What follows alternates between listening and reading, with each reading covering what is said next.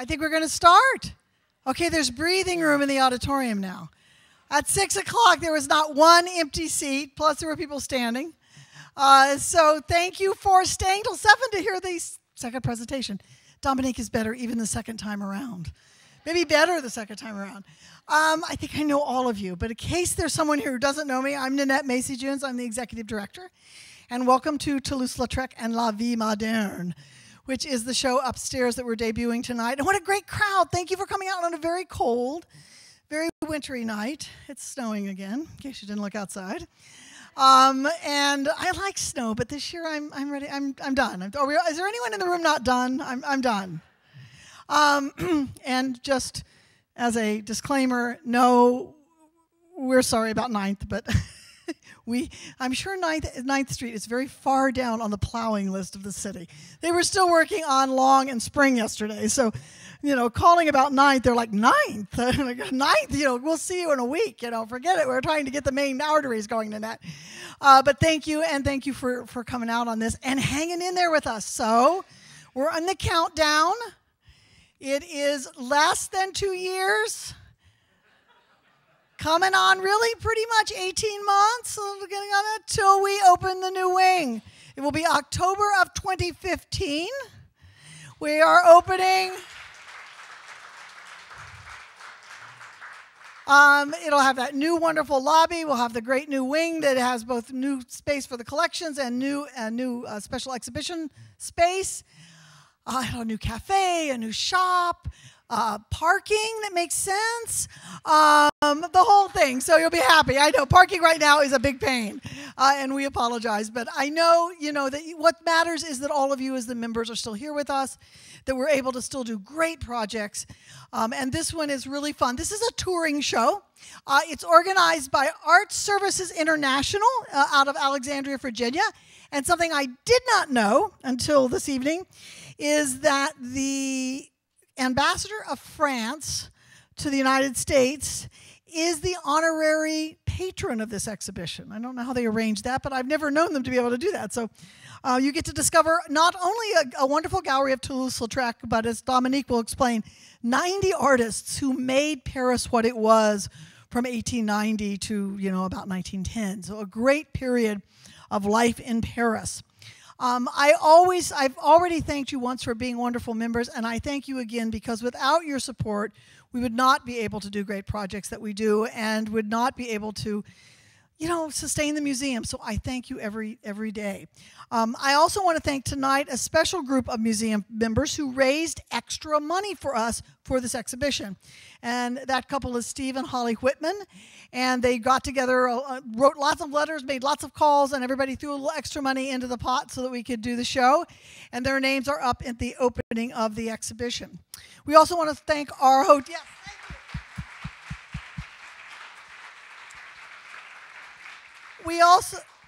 We also want to thank our hotel sponsor, the Renaissance downtown, which is always great to us. We love the Renaissance. They do lots for us. And Ohio Magazine is our media sponsor. They are always very good to us. And every day, day in and day out, the Ohio Arts Council is there for us. The Greater Columbus Arts Council is there for us. Nationwide Foundation is there for us, and the Columbus Foundation is there for us. And these are the kinds of organizations that make the cultural sector possible, the cultural, all the great cultural offerings in Columbus possible, and we are grateful for that. It's now my great pleasure to introduce you to Dominique Vasseur, who is our chief curator. Now, when you take a touring show, it is the curator's responsibility, in-house responsibility, to make it very special for our audience, and that's what Dominique has done. Because he is not only our chief curator, he is also our curator of European art, so this is his area of expertise. He knows lots more than I will ever know. The crowd at 6 said he was phenomenal. There was laughing. There was lots of joy. So Dominique, come up here and kick off your exhibition. Okay. Thank you. Okay, well, good evening. Good evening, everyone. Before we get started with the talk part, we've got a special treat for you. So Ashley, up in the booth, if you'd roll it, as they say.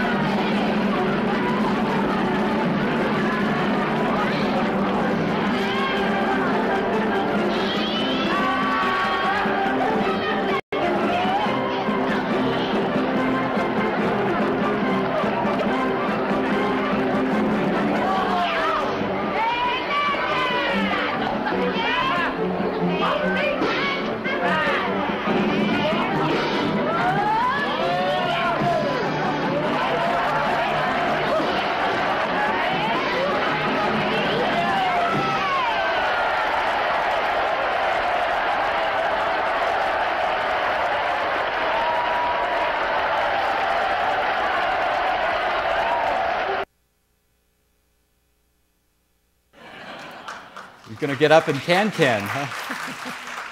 Well, that is the opening clip from John Huston's famous, now iconic, I think, film Moulin Rouge of 1952 that starred José Ferrer and Zsa Zsa Gabor, although that wasn't José Ferrer and Zsa Zsa Gabor. But anyway, that was La Goulou, the glutton with a little top knot, and Valentin le désossé, Valentin the boneless, or I guess we might say double-jointed, doing the dance. But it's just a marvelous film, and I thought it was a perfect way to start this evening.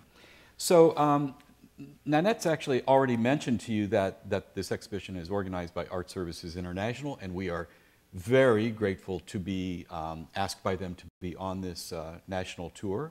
The lead curator actually was Philip Dennis Cate, who was a specialist in the area of this particular period, in this turn of the century French art. And in fact, the Zimmerli Museum has a great collection of work of this sort. And all of the lenders from the show are international, I believe. They come from Belgian, Netherlandish, and French collections, private collections, and other collections as well. So it's a marvelous, marvelous show. And as Nanette mentioned, we have the French ambassador as the honorary sponsor, which is an honor as well. The exhibition has a marvelous catalog. I read it over Christmas break, and I really think if you find the exhibition to be fascinating as I, buy it, because even though it's a little on the expensive side, although you get discounts as members, of course, it's probably the only place that you're going to find this wealth of information about all of these artists who, many of them you won't know. You will not know. You won't see this material in American museums. And that really is the point of having this exhibition. We think of late 19th century France, we think automatically of Impressionism. We think of the big names, Monet, Renoir, Degas. That's fine, that's perfectly fine. We think of post-Impressionism, we think of Cézanne, Van Gogh, Seurat, Gauguin. Maybe not even all of those, maybe we forget Seurat. But the point being that this exhibition, and the point this exhibition makes, there were dozens, if not hundreds, of artists who were working alongside these other artists together, alongside Toulouse-Lautrec. Many of these were young artists who were just starting out. They hadn't made their mark. And so they took jobs in essentially, I guess you would say, advertising, making posters for theaters or posters for the circus or things like that. And it's really an amazing opportunity to get to know the depth and the richness of this particular 30 years of 1880 to 1910. Of course, this is Paris at this time, the fin de siècle, the Belle Époque. Fin de siècle means the end of the century. It carries with it perhaps both a double sense of the decadence of the time, but also, for some artists, the sense of loss. Remember Y2K, when Y2K happened and everybody thought the world was going to end? Well, there was that feeling too, and we'll discover that in some of the artists' work. But the Belle Époque also, this sense of great optimism, the sense of beauty, and of course nobody knew that World War I was around the corner. So there was a sense of living life to its fullest, and that's exactly what Lautrec did. He certainly burned the candle at both ends. So we have these wonderful scenes of Paris itself in the exhibition. This by Henri Cassier, I believe originally was a Belgian, but he did work in Paris. And he originally worked in an architect's office, so it shouldn't be too surprising he does these wonderful studies of Parisian buildings. And this is the period of Paris, just sort of to situate you, of the Eiffel Tower, which was built for the Universal Exposition of 1889. It's also the Paris of the Paris subway system, the métro, métropolitain, which were both thought to be highly modern. And of course, there were many people who thought that the Eiffel Tower was an absolute eyesore and needed to be destroyed afterwards. And the original plan was to tear it down. Can you imagine Paris without the Eiffel Tower? Thank heavens, it was not torn down, but this is the Paris we're talking about. And specifically, and especially for Toulouse-Lautrec, the area of Paris called Montmartre is particularly important. This is the area in northern Paris that's crowned by the church of the Basilica of the Sacred Heart, Sacré-Cœur. And this area at one time was actually the countryside. Paris existed further in towards the River Seine, and there were windmills on Montmartre for grinding wheat. And this became a working man's district. Well, it still is to a certain degree, the 18e, the 18th arrondissement, but it was also an area that was to be a bit feared because it was an area where thugs and dangerous people and houses of prostitution existed, as well as lots of bars and cabarets. And I think it was the bars and cabarets that eventually kind of sparked this interest in entertainment that really makes Montmartre the nexus for this, this world of entertainment in Paris. This is another work from the exhibition of Charles Lacoste, who is very modern in his flattening out of spaces, and we'll talk about that idea in just a little bit. So Montmartre is where the Moulin Rouge existed, and these are two postcards of the time, not in the exhibition, but I show you. And it would have been on places like right outside that Toulouse-Lautrec's posters would have been shown. The Moulin Rouge, of course, sort of takes its cue from the old windmills that were on Montmartre, the Mount of Martyrs at the time. But, you know, what started out to be just sort of a common man, working man's watering hole becomes a place where very fashionable Parisians would go in order to see the great entertainment, like we just saw in the John Huston clip. And also, I think there was a certain kind of social frisson about going to a place where you might be rubbing shoulders with somebody who was dangerous. So it's that kind of very interesting milieu where high society and low society join together. And so we come to Toulouse-Lautrec, the sort of the poster boy of the exhibition. This is a caricature of him that's just inside the doors of the exhibition up in Gallery 5. And Ferdinand Bach was actually, he was a very famous artist in his day, long-lived, quite an interesting character. He was the son of an illegitimate nephew of the Emperor Napoleon I. And one might say, well, why would that make him important? Actually, to be related to by any means to Napoleon I sort of gained you social entree. And in fact, he existed, he lived at the high levels of Parisian society, but like Henri de Toulouse-Lautrec, who was also an aristocrat, they became very close friends and drinking buddies, and they went to the Moulin Rouge all the time. What I think is great is, so Bach has drawn this caricature, and he writes, and I've sort of transcribed it loosely, Lautrec at the entrance to the Moulin Rouge. Every time Lautrec sees me, go in, he says to his friends, I am small in stature, but great in talent. And Bach is great in stature, but small in, and it just sort of drops off. So there was a lot of poking fun at each other. As I say, they were good drinking buddies and very close friends. Now, just to give you a little biographical information about Toulouse-Lautrec, maybe just the very high points. He was born into an extremely old aristocratic family from the south of France, the Counts of Toulouse. And in fact, his forebears were very important in the Crusades in the Middle Ages. By the time you get to the 19th century, his family had pretty much lost all of their wealth, but they still maintained a chateau and the title, of course, as Counts of Toulouse. His parents were actually first cousins, and it's thought that it's as a result of the consanguineous marriage and the genetic problems that occurred in the family because of repeated generations of intermarriage, that was partly responsible for Toulouse's malformation of his legs. As an adolescent, of course, any young count would be count. He was the Count of Toulouse's son. He had to learn to ride because he was going to be in the hunt. He was going to go hunting. And he fell from his horse in 2 different occasions, breaking both of his legs, both of his femurs, and his legs never developed. So as an adult, he had the torso of an adult, but the legs of a child. Now, back in the 19th century, they didn't have something called political correctness. And basically, somebody who looked like this was fair game for lots of ribbing and lots of jokes. And for somebody like Lautrec, who clearly was sensitive, very bright, and clearly extremely talented, he knew this was going to be, he was going to have a difficult life. And he knew that he had also disappointed his father, and he and his father had a very difficult relationship. His mother, fortunately, supported him to go to Paris, where he entered the art school of Fernand Cormon. But he still was always, I think, sort of fighting against the physical deformity. At the same time, he was proud because he knew that he was an aristocrat, and he wore that, I think, proudly.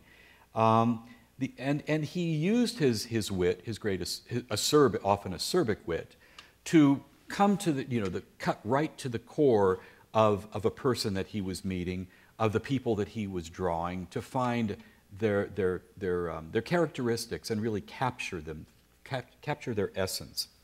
The problem is, too, that for the greater part of his adult life, he was a great alcoholic. And so while the alcohol that he drank in huge quantities may have fueled his creativity, ultimately it and presumably syphilis led to his early death at the age of 36.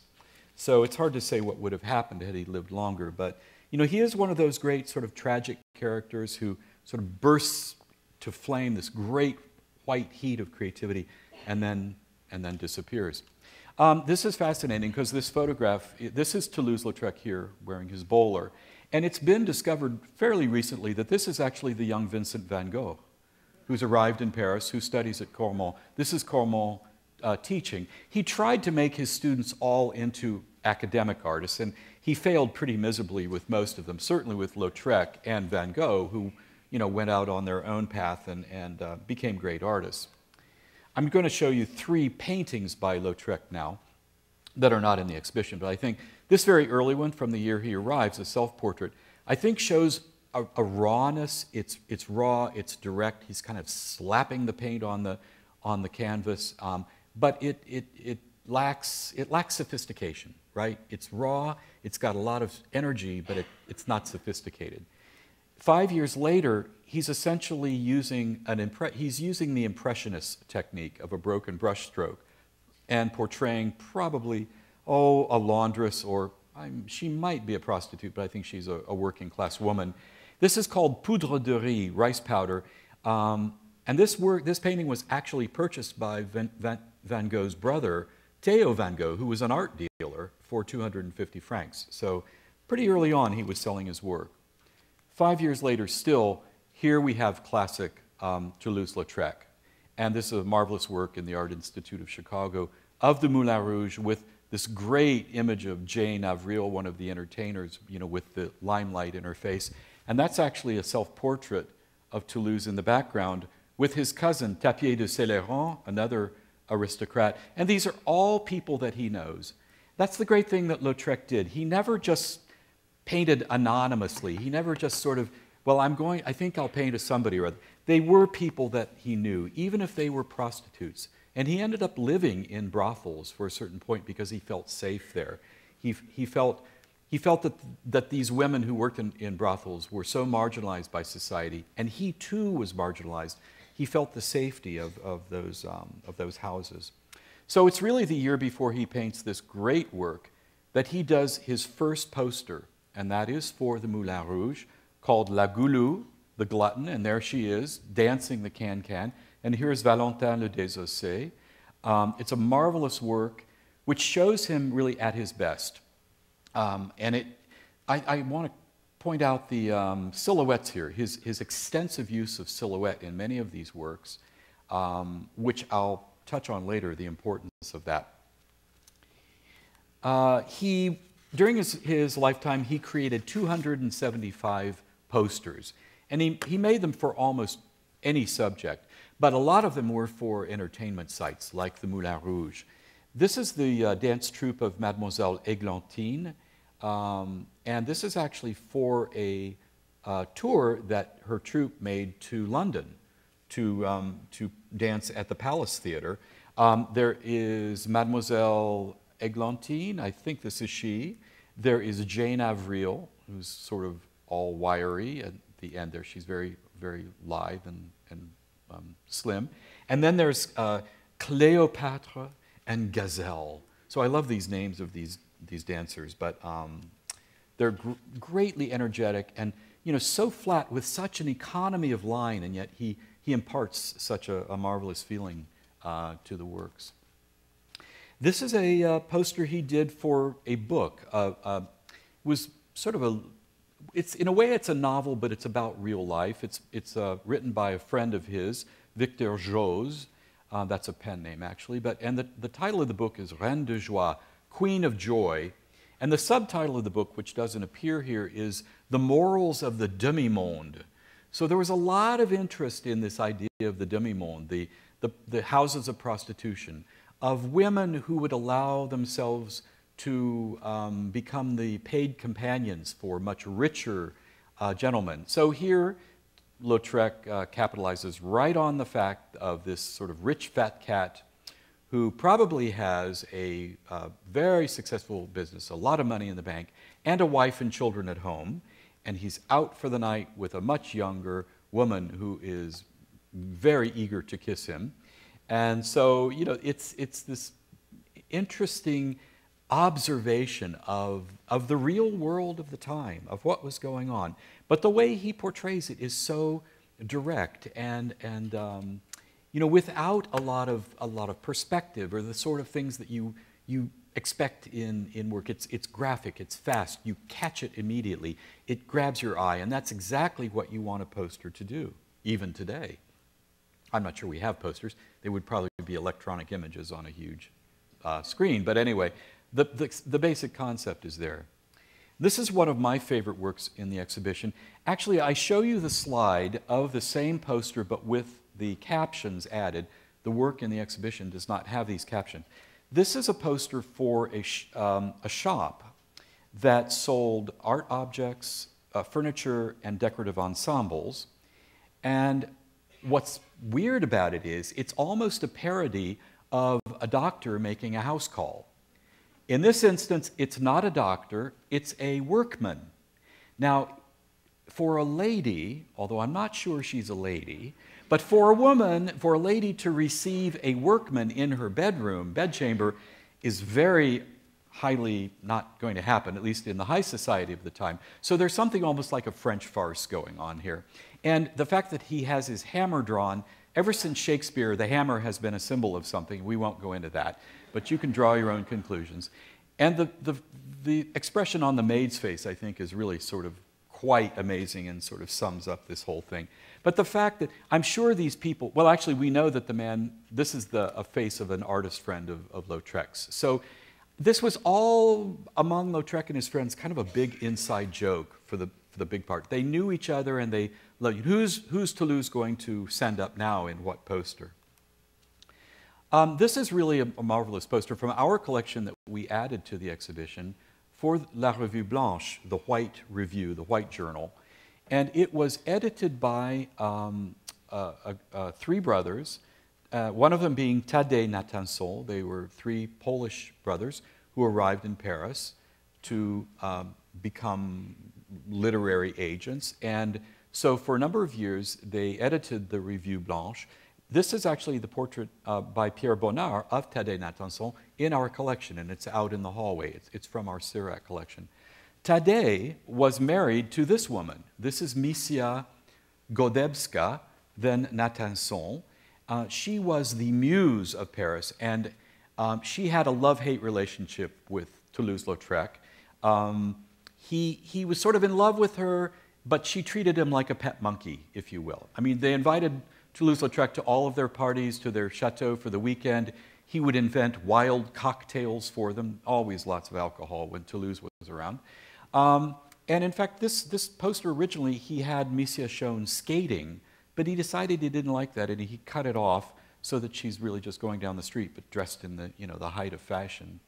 What's interesting is, though, she ends up divorcing Natanson and marrying a British, this horrible British man, Alfred Edwards, who you ought to read about that relationship. And then she married José Sert, the Spanish painter, who goes on to paint the murals in Rockefeller Center that had been painted out by, Diego Rivera had painted the original ones, and John D. Rockefeller had them whited out because there were communist elements, and José Sert, Misia's husband, paints the new ones. So it's a fascinating story and fascinating characters, and I'm getting bogged down there, but sorry.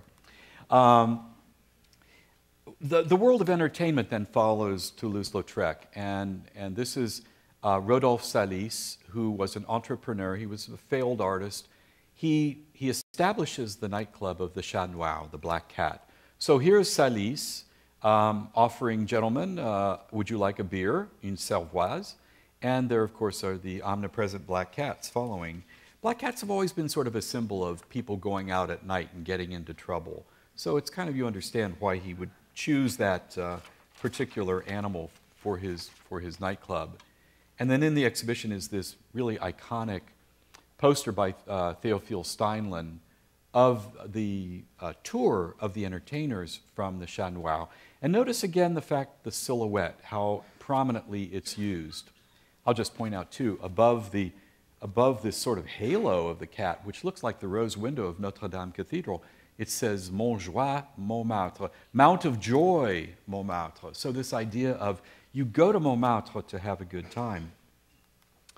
The Black Cat Club, the Chat Noir, was also, they had a journal, and the journal was edited by this man, Émile Goudot, who was the founder of a group of artists and writers called the Hydropaths.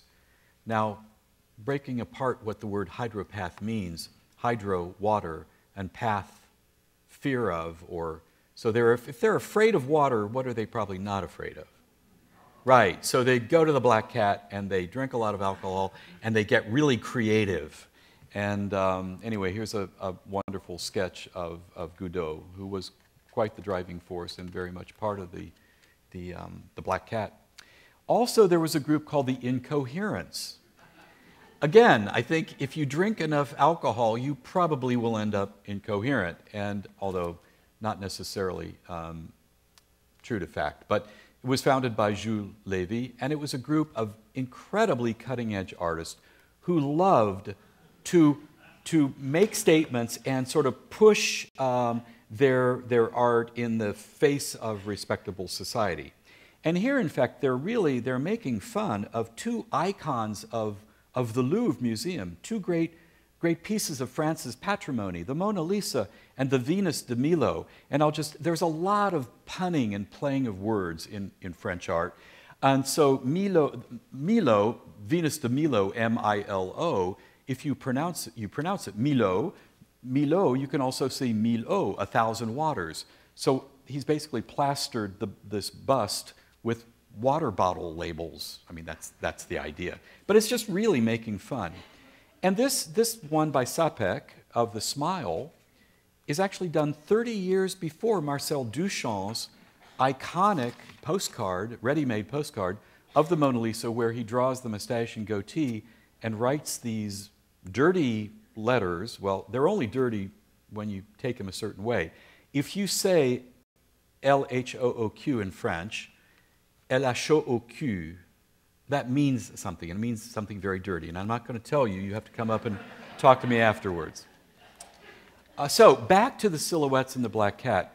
What made the Black Cat such an interesting place was the fact that it was the first place where a shadow theater happened. And in fact, it became internationally famous.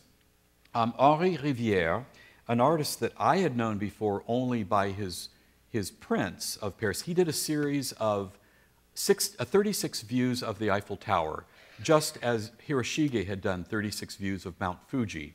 Well, let's see, do I have a slide? Yeah.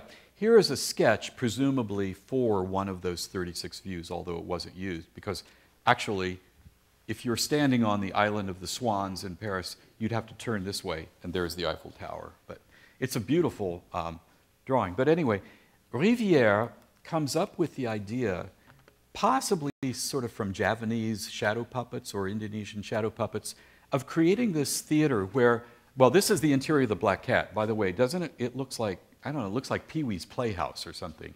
There's like everything. There's busts and Renaissance paintings and Baroque saints. But in the middle was this huge proscenium arch over which was stretched a white cloth. And behind it, shadow puppets were paraded, and there was music, there was spoken word, there were colored lights. And it was a fascinating sort of synesthesic experience that really captured the imaginations of artists. And I really think it is as a result of the shadow theater, which actually Rivière called les ombres chinoises, the Chinese shadows, that this became one of the sort of driving forces, I think, in this idea of modernism in French art of the period, this use of the silhouette and very flattened space. Here are actually some, I think this may be the first time, and I could be completely wrong, that these zinc shadow puppets have been shown in the United States, and they're really quite phenomenal. There were apparently, I think, 43 productions of the Shadow Theater that Rivière created. And were it not for these facsimile booklets, we would really have no idea what they look like. But these actually capture the various scenes that were shown. And clearly they were phenomenal.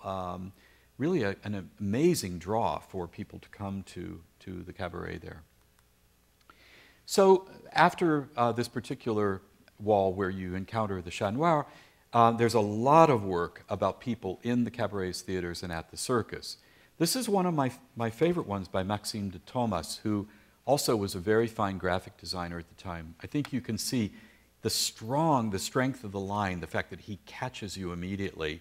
And I also like the psychology, too. You have this young man, sort of moon-faced, kind of innocent-looking, with, I think, an older, harder, much more knowing woman, and kind of wonder, who is she? Who are they? Is she his mother? Is she, I don't know, what's happening here? And then, you know, the fact that the woman in the background is much less defined, and I think there's a sense of the progression of space. It's very, very beautifully, interestingly done. There's any number of works about showing people in the audience. And so as I stand up here looking out at you, it makes me think, yes, this is what it's all about. You know, people with their various levels of attention. Are they paying attention? Are they reading? Who are they looking at? Or are they falling asleep? And I hope none of you are, but I understand if that might be possible. This is an interesting image, too, of someone on stage in a production. And you know it must be the summertime because men are wearing, and some women are wearing straw boaters, which were very fashionable hats. And something it made me think, too, is, you know, now when hardly anybody wears a hat, actually I see some people in the audience. Hats are both practical, especially in this weather, but they're somewhat of a fashion statement now. But in this age, it was almost obligatory. You had to wear a hat, and it's interesting that the men do not remove theirs in the theater. It's kind of an interesting social convention. And these, although I don't recognize them per se, but these are undoubtedly posters that have been pasted up on the walls above the seating area. There are images of dancers, any number, and some of the better ones are by this Louis Le Grand, who created some very beautiful works that ought to remind you of Degas. Rather sentimentalized, though, much more sentimental and sweet than Degas. The flip side of Le Grand's career is that he was very well known for creating erotic etchings. And this is probably one of a can-can dancer, and of course the can-can was extremely scandalous. Any woman who would get in a position like that, or expose her legs or her undergarments, I mean, that's pretty wild, so that's why the can-can was such a must-see for most Parisians. But the fact that he made erotic etchings didn't stop him from getting the Legion of Honor by the French government. So, you know, that shows a great subject matter in French art. There are two fascinating works about Loie Fuller, who was a woman from Chicago. She was an American who went to Paris to make her fame and fortune. This work by Henri de Groux is a little less easy to understand. I think it makes her look a bit like a striptease artist, which she was not. This poster, though, or lithographic print by Lautrec, I think much more captures the idea, which was sort of a higher art form than mere cabaret dancing. What Loie Fuller did was to take basically like long bamboo sticks with great pieces of silk attached to them and then move on the stage, dance to music while colored light would be shown onto her performance. And this really was, I mean, it was the rage of Paris. Again, it was a sort of a synesthesic experience, music, dance, light. And Lautrec did many, many versions of this using different colors because he was captivated by the fact that there were different colors in her work. And I show you this photograph of her, which is quite wonderful. Gives you a little idea of the amazing movement that she was able to create with, just 2 sticks and some silk fabric. I mean, that's quite weird. It's, what was the musical? You Gotta Have a Gimmick. Well, that was her gimmick, and she went very, very far with it. And there are images of the circus. Well, personally, I have to confess, I sort of like the circus. I think it's fascinating. I've been to a few in my life, but I've never liked clowns. And these works by Henri Ibels do not help me like clowns any better, especially this one. This guy really scares me. He's trying to get you to come up the steps into the circus while this woman, who looks rather bored, but who knows what they're going to do to you once they get you inside. So I would not go in if I were you. This is an image that reminds me a lot more of Lautrec, and in fact it is a poster, it's a lithograph. So it captures, again, in a very quick, fast way, the energy and excitement of the circus. Then the exhibition chronicles what I like to call the modern Parisian, and those are images of people enjoying themselves, people at everyday activities. Claude-Emile Schuffenecker is an artist I doubt you would know, and were it not for this exhibition. This is a study for a larger finished painting that he did, but I think you can tell that he was a very, very fine artist, and actually a very devoted family man, because these are actually his wife and his children who were posing for him in the Luxembourg Garden for this work. So it's a beautiful work, which is somewhat reminiscent of the Impressionists, but certainly Impressionism and its legacy was still continuing in Paris at the time. There's this painting of a woman in the garden by Petit Jean, and the study by Hermann Paul of a young English woman. So presumably this check coat and checked hat, she's in the height of fashion for 1905. And there are images of children, lovely sort of innocent images. I'm just sort of call out Charles Morin, because we're going to look at a work by him very soon that's entirely different from this, because he changes his style as he changes his artistic philosophy. This is a really lovely, lovely, intimate work of a mother or grandmother, bathing her little girl's feet, or her toilette, her morning toilette, which is basically your morning bath ritual. And then a work by Mary Cassatt, born in Philadelphia of a wealthy family, who finds her fame and fortune in Paris as a member of the Impressionist group. She was very close with Edgar Degas. And this painting, which is actually one of my favorite in the exhibition, by a painter I did not know, Janniot, entitled The Parc Monceau. Parc Monceau is an English-style garden in northwest Paris that was extremely fashionable at the time, and I think, if I'm not incorrect, still a very fashionable part of Paris. There are apartments right across from Parc Monceau that I imagine are quite expensive. Here you have an older musician. He's carrying his music case and his umbrella, trudging through the very appropriate snow. I think we've all done that. And he's got his pants legs rolled up. He doesn't want to get them wet. But he stops to turn around and look at this scene, this meeting between what is probably a very wealthy Parisian man wearing a fur coat, looking maybe for some anonymity as well as protection from the cold, and out from probably one of the apartment buildings has rushed one of the maids or ladies' attendants to talk to him. And so you wonder what's going on here. And I love the story that it creates. I love this sort of slice of life that Rivière captures. And frankly, I'm not aware that the catalog even says anything about why this was painted, but it is a very interesting painting. And in the exhibition, to sort of focus on clothing in that particular work, thanks to Gail Strage at the Ohio OSU's Historic Costume and Textile Collection, we have been able to borrow 2 costumes, one a lady's dress and the other a man's full-length formal attire, from this period. And it's great to have these works. They're absolutely, the dress is absolutely beautiful. The man's formal dress is really handsome. And Charles Worth, for those of you who do not recognize the name, was the father, he's considered the father of modern haute couture. I mean, all of the French fashion designers after him. He was British, but his fortune came from his clothing shop in Paris, and all fashionable women, all rich fashionable women would want to be to buy their dresses at Worth. So this is a great, I think, addition to the show as far as the material culture, the popular culture of the time.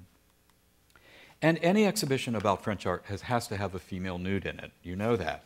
So this particular one is by Paul César Elu, one of the finest society portraitists of the time, probably really at his time, at this time, one of the best known artists in the exhibition because he was so well recognized by the French society. The catalog has a very long entry about who the subject of this work might be.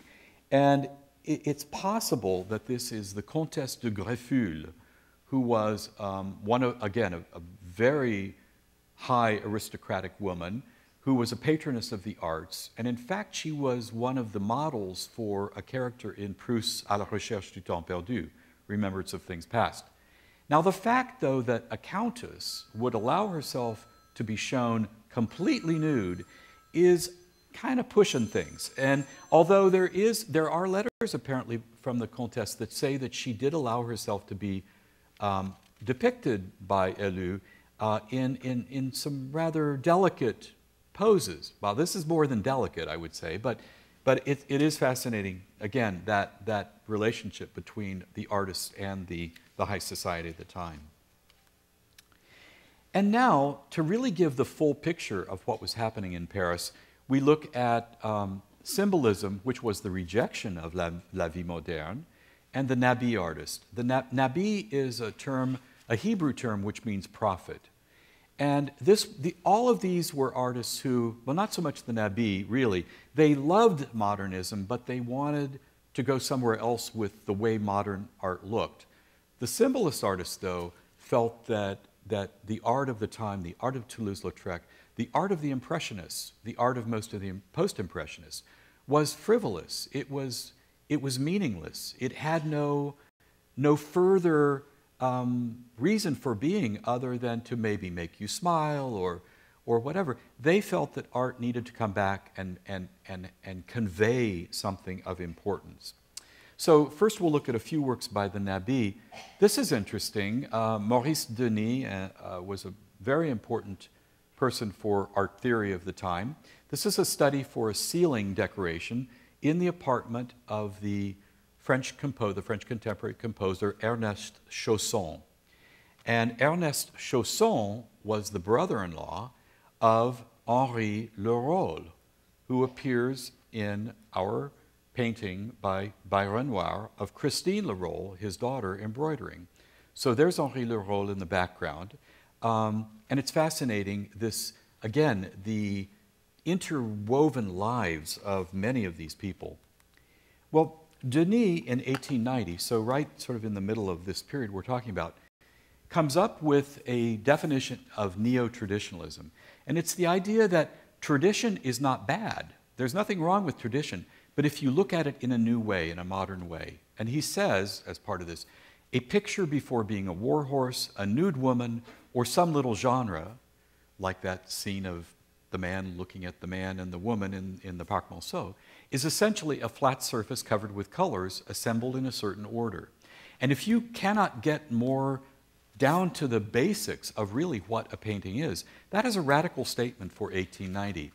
It occurred to me that just a year ago, we were here looking at the art of Mark Rothko. And you think of Rothko's art. What is Rothko?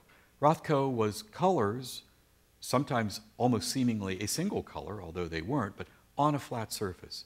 Now, I doubt that Denis was looking that far ahead to that sort of pushing his theory, his definition to that extreme, but the idea was really there that this flatness about art was very much, for him, a hallmark of modernism, but that there still needed to be meaning in art. So for Ranson, one of his colleagues, he became fascinated with religious subject matter. And this is a drawing for a finished painting of Mary Magdalene doing penance out in the desert. Or there's Charles Filager, who is actually, this is one of my favorite paintings in the exhibition, who really was very much caught up in the spiritual, deeply sort of committed to religion, spirituality, and art. And in the end, created these amazing sort of geometric mandalas with color and the faces of saints. Very, very unusual work. Here, again, you're just hovering between abstraction and reality, being able to see the angels or Christ or the Madonna and then this church behind. He actually was very close with Paul Gauguin, who had rejected Paris and said, "This is phony, I hate the sophistication, I hate the fun and games and all this emphasis on the nightlife. I'm going to go to Brittany and find what real people are like." And for him, the real people weren't Parisians, they were the poor peasants who lived in Brittany, who were living as they had lived for centuries. Émile Bernard, another member of the Nabi group, this is actually a silk embroidery done after one of his paintings. But again, just the religious subject matter, it looks like this could be taken from a Leonardo da Vinci painting or something. Just the way this is laid out, it's laid out like a high Renaissance painting. So there really is this sort of return. Then we come back, I said, remember Charles Morin, the image of the mother bathing her little daughter. This is also Charles Morin, but this is a very different Charles Morin. This is him sort of gone symbolism. So here he's kind of rejected the realism of Paris, and he's created this very, very strange, it's kind of creepy too, this image, and I assume this is a personification of chastity, who's being stared at with this this really like defiant, almost gaze, or maybe it's amorous, we don't know, by this woman who is probably anything but chaste. Now, who this woman is down in the corner, I can't tell you. She may be kind of us, kind of observing this, but this is kind of what symbolism is about. It's not clear. It doesn't make immediate sense. You have to take it in, but you're not sure where it's going. And the amazing thing is all of this was happening at the same time in Paris. There are works that Osbert actually is another artist who for a while worked very much as just a general landscape artist, but here he includes these figures, possibly Sappho. Again, the sense of loss, the sense of the passing of an era or something strange, a longing for something. And this work by one of the few, with Mary Cassatt, one of the few women artists represented in the exhibition, Elizabeth Sonrel, who ended her career painting actually altarpieces in churches. So really going, using a variety of very interesting techniques, but the subject matter is still very important, and it always is a subject matter hearkening for something else. Eugène Grasset, one of the premier poster designers of the time, very unlike Lautrec in that he's got like every single piece of metal in this armor, in this wild sort of crazy samurai armor. Look at that jester's head, on this Wagnerian guy who's carrying away this nude woman. I mean, it's totally bizarre. And it's sort of, there are a lot of head scratching, wondering what's happening in these works. But it's about symbolism. It's about finding a different route. And then finally in the exhibition, we're going to end with just a few works of the modern landscape. Now, landscape had been a very important subject in European art, especially since the 17th century, thanks to the Dutch. The Dutch found the landscape and really made it their own. And then 200 years later, the Impressionists found it and decided that it was a wonderful way to paint a subject that was universal. There was nothing controversial about a landscape. So artists of this period just continue this interest in the landscape and as a way to evoke a feeling. Gaston Latouche is an artist that I've known for a long time. I've been very interested in him. He was from a wealthy family. He didn't need to paint to earn his living. And in early part of his career, he did a lot of very dark subject matter, very much like this. And in 1891, he burned almost all of his youthful production, and his work suddenly became very neo-Rococo, totally unlike this. But I think it's just a beautiful little work that, again, evokes a great deal of emotion. Frédéric Corday is actually, this looks impressionist, and indeed, he was very close friends with Pierre Auguste Renoir, and Renoir painted Corday in a number of his portraits, where Corday would sort of stand in as somebody. He wasn't maybe named as such, but he was very much a close friend of theirs. And this particular town, Auvers, about 15 miles north of Paris, this is actually the town where Vincent van Gogh ended his life, or if you believe the theory that he was shot, he did not shoot himself. Anyway, he died in Auvers. And this was the artist's way, apparently, this road leading to the sort of a stairway that went down to the river Oise, which runs through Auvers. So very much about a specific place. Now, to show you how different, though, somebody would be handling a landscape at roughly the same time is Georges Lacombe, an artist very much influenced by Japanese prints, by the flatness of Japanese prints. But he's also keenly aware of what this color, the juxtaposition of this remarkable sort of orange-yellow and the purple is going to do. It sets up a vibration that really enlivens the flatness of this image.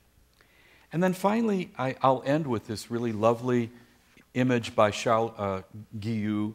So it's called The Waterway, but for those of you who, rented a car and driven out of Paris, not very far, you will find lots of canals and streams. And I really think this is a canal because there's a footpath that runs along it, and you have these wonderful poplar trees that are so typical of lining. And I think it just evokes an image of peace and sort of tranquility that you might want to experience after the crazy, wild nightlife of the Moulin Rouge and the Chat Noir. So thank you so much for being here tonight. Hope you enjoy the exhibition.